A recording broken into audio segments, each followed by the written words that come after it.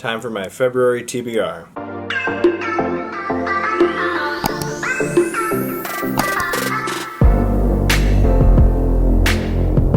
Alright guys, welcome back to my channel. I'm Zach with Zacks Books, and today I've got my February TBR for you. Got 6 books here. We'll link them down below. January, we're filming this near the end of January. It's a pretty good month in terms of reading. Obviously I wish I got to more, but I did read a chonky book, and I got through, I think it was 3 King books this month. I think I read 3 in January. I might do like a January wrap-up video or something like that, just to kind of go over January, because I feel like I filmed a TBR and then I really didn't film anything for the entire month. So, yeah, we'll have these 6 linked down below. Also down below is the podcast, Danielle's channel, all that fun stuff down below. Also, don't forget to like, comment, subscribe, and let's get into the 6 books I have planned for February. Alright, first up is a book that I have wanted to read for a little while. It is A Clockwork Orange by Anthony Burgess. So, this is like a really cool 50th anniversary edition that we found, I believe, at Half Price Books or Barnes & Noble or something like that.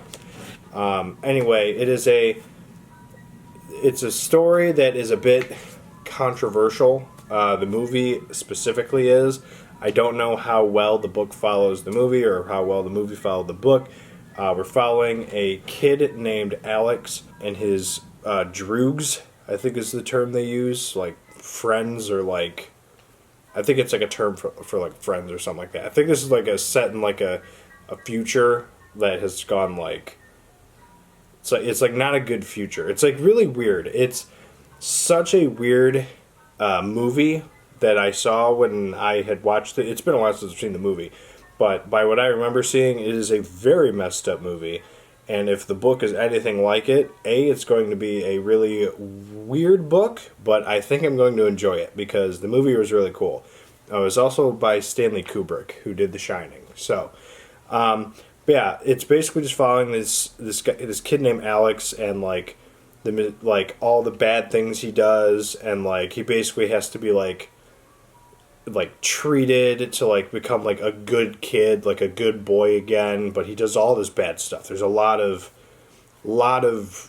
inappropriate things this dude does. He turns on his friends at some point, and like if it follows what the movie does, then that's what happens. But again, the book could be different than the movie. But if it's like the movie, I really think I'm going to enjoy this book.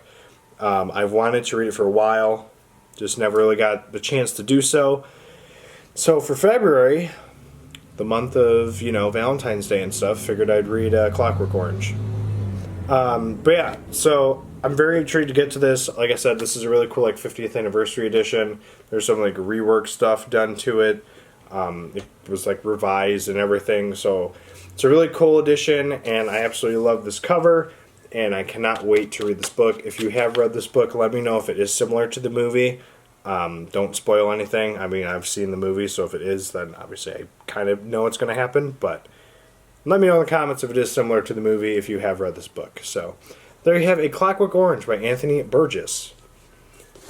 Next up is another book that is based... Well, this book... The movie was based off of this book.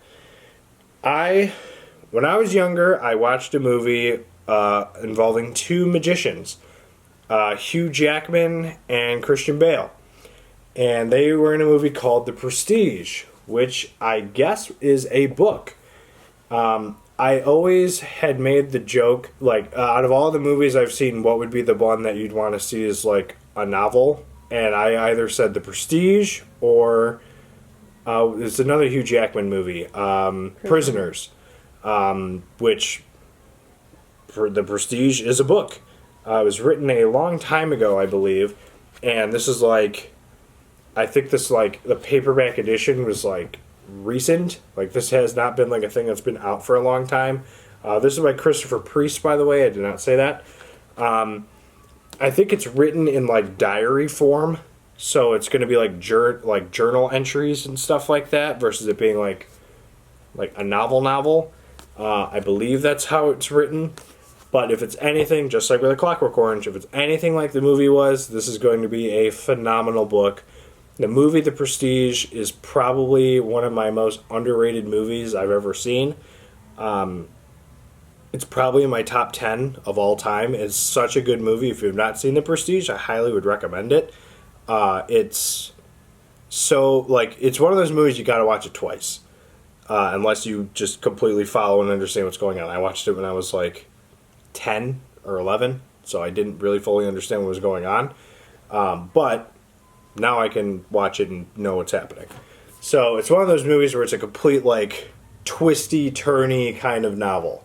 Or kind of book. No, kind of movie.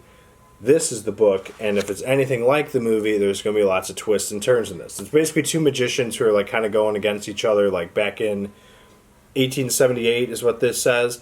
They're trying to, like, outdo each other, outperform each other. One has this really great trick, and it's, like, mind-boggling, and the other one keeps trying to figure out how he does it, and he finds his own way to kind of do it, and, like, things go wrong. That's probably, I mean, that's how the movie is, so I'm hoping if the book is the same way, that is exactly what's going to happen. I'm very, very excited to get to this, and I'm so glad I finally found this, because I've always wanted to read The Prestige, because I feel it could be a really good book. So, here it is. I have it. There you have The Prestige by Christopher Priest. Next up is the Darcy Coates book. I would like to try and start putting Darcy Coates in the TBR. Every TBR again. I kind of got away from that, I think. Last month we did the buddy read of Dead of Winter. We both really liked it. I think we both gave it 4 stars or something like that. Stay tuned for a podcast episode with that book. We'll probably end up doing one if one's not already out by the time this is up. But the Darcy Coates book that I'm putting on for February is one that Danielle and I have gotten a lot of recommendations on, and that is From Below. So, I usually don't like reading the synopsis of Darcy Coates books because it's Darcy Coates. I don't think I've rated anything lower than a 4-star that she's written. I don't think so. So I don't really need to. Same thing with, like, Stephen King. Obviously, I've read almost all of his books, which will come up in a little bit. There's some authors that I don't need to read the synopsis for. So this one, I'll read the little blurb on the back, and that's all I'm going to go by. No light, no air, no escape. Hundreds of feet beneath the ocean's surface, a graveyard waits. So I want to say this is about a ship, and like an ocean ship, and it goes down. Bad things happen. I don't know if this is a ghost story type situation or if it's just like a horror story under the water, but I will find out when I read it. And this is a bit on the bigger side. For Darcy Coates, it's on the bigger side. I'm very excited to get to this because, like I said, I just love everything that I've read by Darcy Coates so far. And there's this one, and then she has a space one that I've wanted to read, but there has not been an audiobook for it. Parasite, and I'm really wanting to read that, but there's no audiobook for it, but whatever. So there you have From Below by Darcy Coates. Alright, next book up is Drowning by T.J. Newman. So I have read one book by this author, and it was Falling. It was a book about a pilot who, I think it's like he's being held captive, and like somebody's like holding his family captive, and he has to like crash the plane and kill everybody, or like his family dies or something like that. I don't believe that this is the same type of thing. It says Drowning, the Rescue of Flight 1421. One of the things that really got me with wanting to read this is reads like Apollo 13 underwater. Apollo 13 is another one of those movies that I really, really love. So I'm very excited to get to this, A and B. And I gotta say, the other thing is the first book I read by her, I absolutely loved. So I'm excited to get to this one. And again, same thing with From Below, underwater kind of situation. I'm excited to get to this. Like I said, she knocked it out of the park with the first book I read, and I honestly don't remember if I gave it 5 stars. I feel like I did, but I don't know. I might have only given it 4. But I know I really enjoyed the book. It was a great story. So I'm very excited to get to this one. I think it's been on my TBR once or twice before, but we kind of seem to have a good method with Maverick now, with like being able to read and do stuff at the start of the new year. Knock on wood. But I'm very excited to get to this. There's not much else I can really say about it. So there you have it, Drowning by T.J. Newman. Next up is the buddy read that Danielle and I are going to be doing for our podcast and just in general, because we always do a buddy read. I will mention another book that is being released in February that Danielle and I are probably also going to be reading, and that is something with a train. What is it called again? Everyone on this train is a suspect. Everyone on this train is a suspect, and that is by, what's his name? Benjamin Stevenson. Benjamin Stevenson. He's the author of Everyone in My Family Has Killed Someone, and as you guys know, Danielle loved that book, and I hated that book. So, that is one that we're also probably going to be buddy reading. As you guys know, I give authors multiple chances, so we'll see if I enjoy that one. But that's not the book that is going to be talked about. The one I'm going to talk about is Argyle by Ellie Conway. So this was a movie that was just made with like a very large cast of like, I don't know, A-list actors, A-list high B. I don't know what you'd consider them. You know, like John Cena's in it, Sam Rockwell, Samuel L. Jackson. I can't even think of who the main guy was at the front of the picture. Henry Cavill. Oh yeah, Henry Cavill.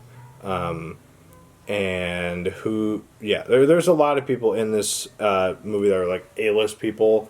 They're like, those are just a few of the people. There's a lot more.